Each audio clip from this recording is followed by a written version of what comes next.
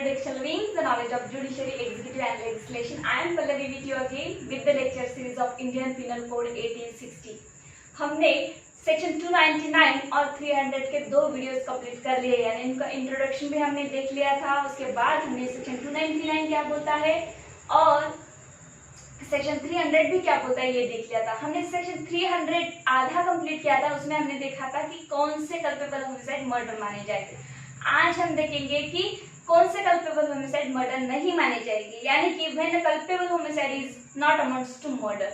तो देखते हैं कि कौन से कल्पेबल होमिसाइड होते हैं जो मर्डर नहीं माने जाएंगे। सेक्शन 300 की फर्स्ट लाइन बोलती थी कि except in the cases hereafter excepted, जो कोई भी यहाँ पे एक्सेप्शंस दिए हैं उनको छोड़ के बाकी सारे कल्पेबल होमिसाइड मर्डर माने जाएंगे। तो आज हम उसके एक्सेप्शन पढ़ गए, यानी कि एक्सेप्शन को छोड़ के कल्पेबल होमिसाइड मर्डर होने वाले थे। तो एक्सेप्शन अभी जो एक्सेप्शन यहाँ पे दिए है वो कल्पेबल होमिसाइड ही है, मर्डर नहीं माने जाएंगे। एक्सेप्शन 1 कहता है when culpable homicide is not murder. कब कल्पेबल होमिसाइड मर्डर नहीं होगा? ठीक है, culpable homicide is not murder if the offender while deprived of the power of self control by grave and sudden provocation। देखिए यहाँ कहा गया है कि कोई भी एक पर्सन होता है, ऑफेंडर होता है, वो अपना आपा खो बैठता है, यानी कि किसी ने उसे ग्रेव एंड सडन प्रोवोकेशन किया है, इंस्टिगेट किया है ऑफेंस करने के लिए। ठीक है, अगर एक ए नाम का व्यक्ति है और बी नाम का व्यक्ति और सी नाम का उसके आजू बाजू में खड़ा है। सी नाम का व्यक्ति ए नाम के व्यक्ति को बोलता है कि ए भाई साहब तुम बी को मारो। अब सी इंस्टिगेट कर रहा है और फिर अब ये मार रहा है, तो ये ग्रेव एंड सडन प्रोवोकेशन हो जाता है, इंस्टिगेशन हो जाता है। या फिर दोनों के बीच में क्वारल हो गया, दोनों के बीच में एक छोटी मोटी लड़ाई हो गई है। तो उन दोनों के बीच में अगर लड़ाई होती है, गुस्से से एक दूसरे को कोई मारता है और उसमें से एक की अगर डेथ हो जाती है, तब भी यही माना जाएगा कि ये ग्रेव एंड सडन प्रोवोकेशन में हुआ है। तो देखिए, sudden provocation causes the death of the person who gave the provocation or causes the death of any other by mistake or accident। तो देखिए यहाँ कहा गया है कि ग्रेव एंड सडन प्रोवोकेशन में अगर कोई भी और किसी की डेथ कर देता है या फिर हो जाती है एक्सीडेंटली डेथ, तो उसे मर्डर में नहीं डाला जाएगा, उसे कल्पेबल होमिसाइड ही माना जाएगा। तो पहले इंट्रोडक्शन के वीडियो में हमने इसे 3 टाइप में डिवाइड किया था, जनरल एक्सेप्शन, कल्पेबल होमिसाइड और मर्डर में। अब कोई भी किसी की डेथ कर देता है तो पुलिस तो उस पर सेक्शन अप्लाई ये नहीं करेगी ना कि जनरल एक्सेप्शन में हुआ है, तो फिर तो ये ऑफेंस ही नहीं है, ऑफेंस ही होता नहीं है। तो पुलिस बहुत बार ये सेक्शन अप्लाई करती है मर्डर के, 302 का चार्ज इस पे लगाए क्योंकि वहां पे डेथ हो गई है। तो कोर्ट को देखना पड़ता है ये कल्पेबल होमिसाइड में बैठ रहा है या फिर मर्डर में बैठ रहा है। अगर प्री प्लानिंग के साथ किया गया हुआ कोई डेथ है, कोई किसी की मर्डर है, किसी का मर्डर है, तो उसे मर्डर में जब डाला जाएगा, यानी उसको 302 की पनिशमेंट मिलेगी। ठीक है कि नहीं? बट अगर वहां पे कुछ ग्रेव एंड सडन प्रोवोकेशन हुए थे, दोनों के बीच झगड़ा हुआ था, इस तरफ से भी मारा गया, उस तरफ से भी मारा गया, तब इसको कल्पेबल होमिसाइड माना जाएगा, इसको मर्डर नहीं माना जाएगा। यही बोलता है ये सेंटेंस। आगे चलते हैं। The above exception is subject to the following provision. लेकिन ग्रेव एंड सडन प्रोवोकेशन के भी यहाँ पे एक्सेप्शन दिए गए हैं, यानी कि एक्सेप्शन भी यहाँ पे दिए गए। मतलब मैंने जैसे कहा अभी, और आईपीसी भी हमारा ये एक्सेप्शन फर्स्ट कहता है कि ग्रेव एंड सडन प्रोवोकेशन में जब कभी भी किसी की डेथ हो जाती है एक पर्सन की तरफ से, एक पर्सन से दूसरे पर्सन की, तब उसे कल्पेबल होमिसाइड माना जाएगा, उसे मर्डर नहीं माना जाएगा। लेकिन ग्रेव एंड सडन प्रोवोकेशन किस सर्कमस्टेंसेस में हुआ है, ग्रेव एंड सडन प्रोवोकेशन कैसे हुआ है? कल को आप तो बोलोगे कि मुझे गुस्सा आया सर, मैंने उसे मार दिया।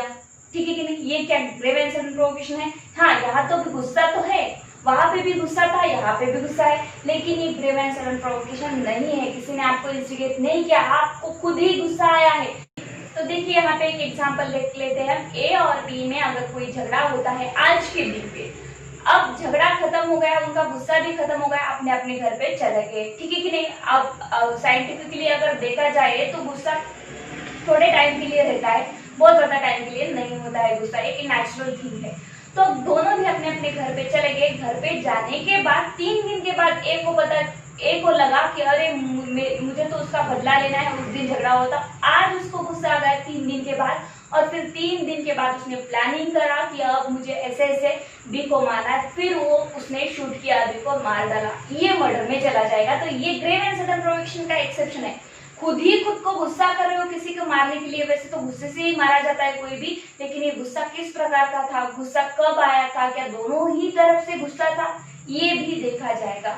अगर आपने प्री प्लानिंग करके आपका गुस्सा बदला लेने का इंटेंशन है किसी से, उस टाइम पे नहीं जब कार्य हो रहा था आपके बीच में, 2-3 दिन के बाद, तो ऐसे सिचुएशन में एक्सेप्शन माना जाएगा। और 2-3 दिन के बाद अगर जाके आप ऑफेंस करते हो किसी का, तो उसे मर्डर में डाला जाएगा।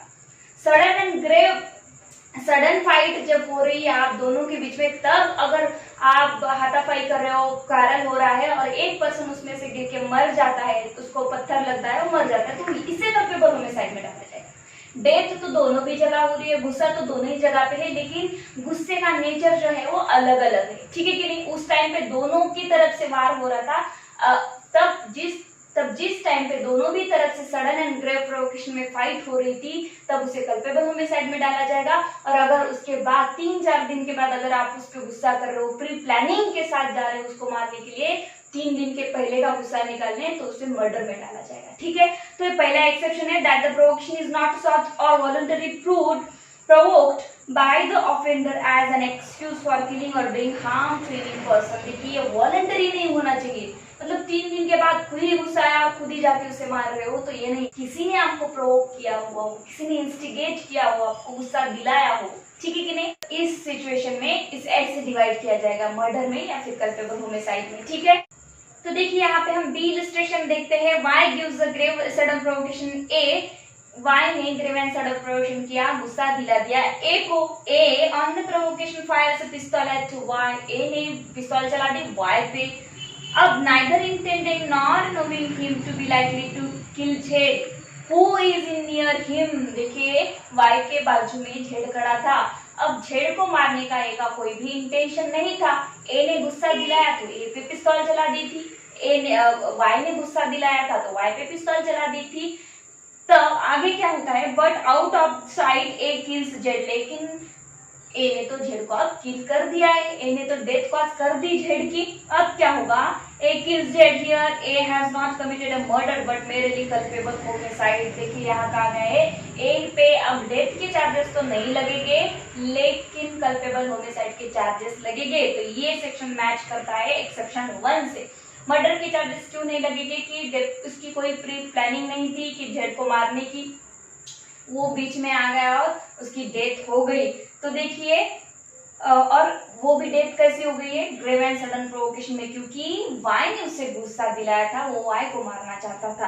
तो अभी हमने ग्रेव एंड सडन प्रोवोकेशन का जो एक्सेप्शन देखा था, मतलब वॉलंटरी नहीं होना चाहिए। आप जाके 3-4 दिन बाद किसी को मार रहे हो तो ये क्या होगा, यहाँ पे नहीं माना जाएगा कि ये कल्पेबल होमिसाइड मर्डर। तो यहाँ पे ए इलस्ट्रेशन यहाँ पे मैच करता है। A under the influence of passion excited by a provocation given by Z intentionally kills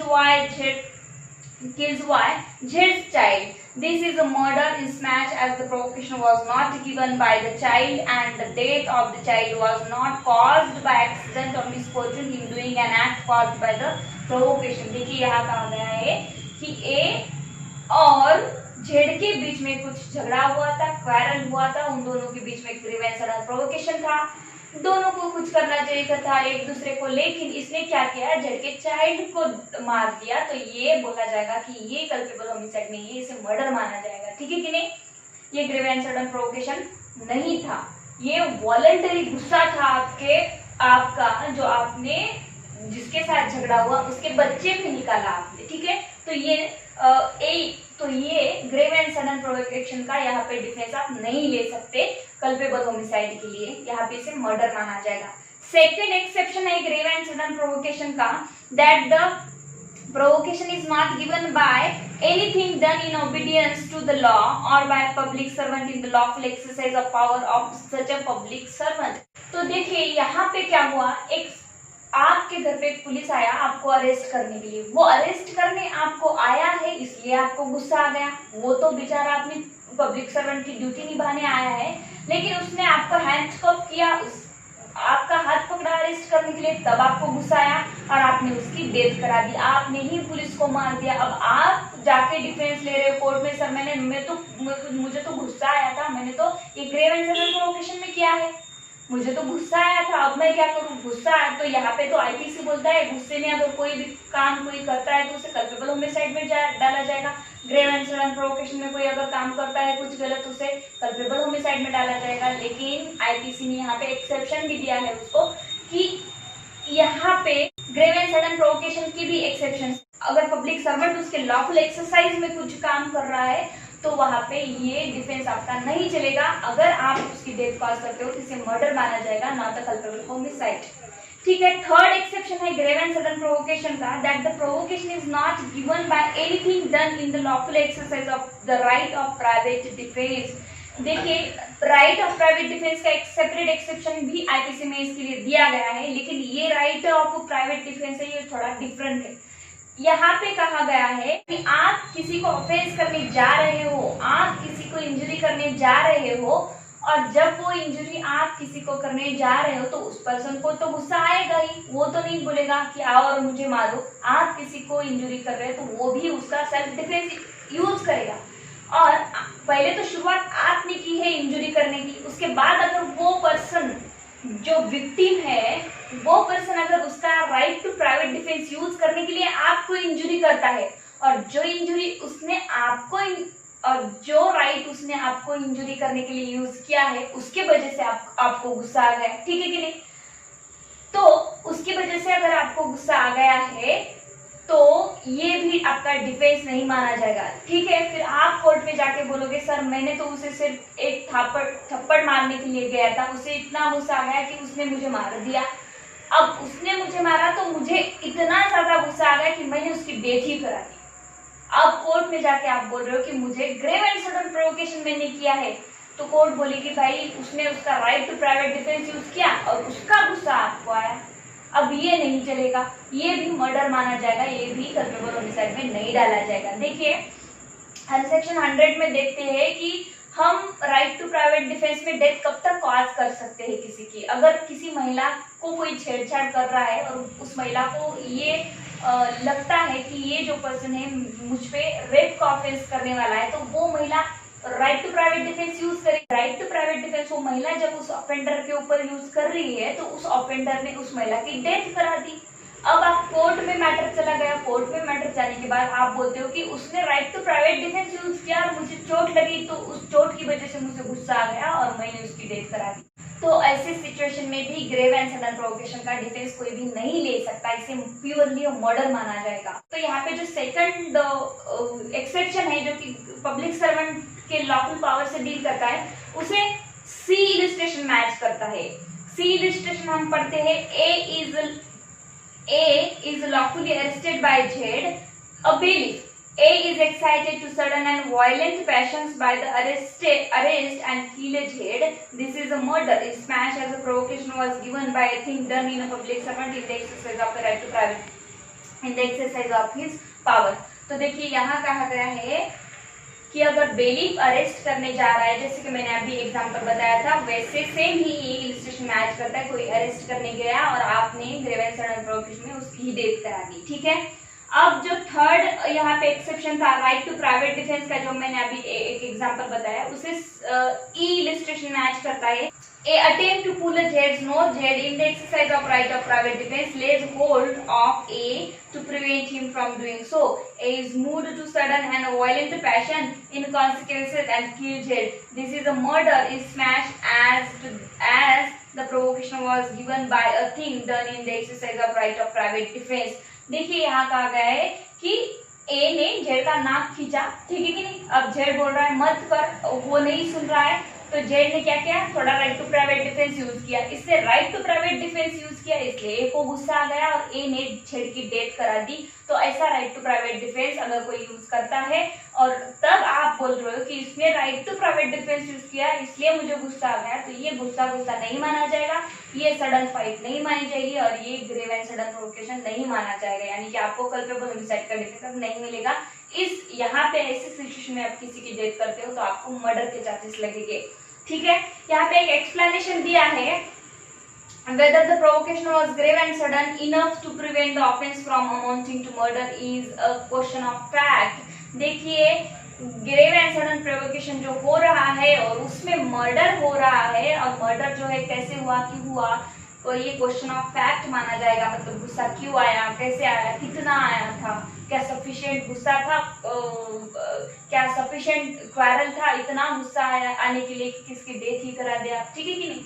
अगर कोई ऑफेंडर है वो किसी महिला के रेप करने की कोशिश करता है तो महिला को बहुत गुस्सा आएगा, महिला right to private defence use करके उसे मार डालेगी, तो ये जायज है।